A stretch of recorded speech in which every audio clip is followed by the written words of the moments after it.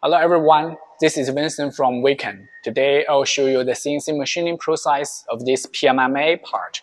First, let's have a look at this part. Its bottom side and front side are both needed to be machined.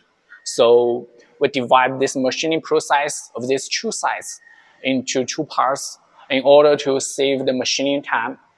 The first part is to use Jindiao 5-axis machine for the bottom side. And the second part is to use 3-axis machine for the front side. Regarding the first part, we will use T6 cutter to get a general shape, then use T18 rough cutter can finish first milling, which will cost about 65 minutes. Next, use T3 cutter can clear color and finish draining. And the following steps are to use T9, T11, T15, and T20 milling cutters to get an exact pattern. After the first part of the machining, we will use 3-axis machine for the bottom surface. The process is similar to the first part. The first step is to mirror the surface with T6 cutter to get a flat surface. This step is to ensure the material is not too thin.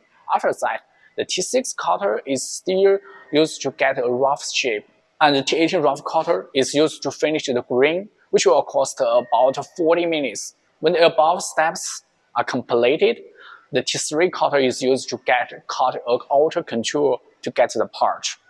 At this point, the steps regarding the machining of the part have been completed.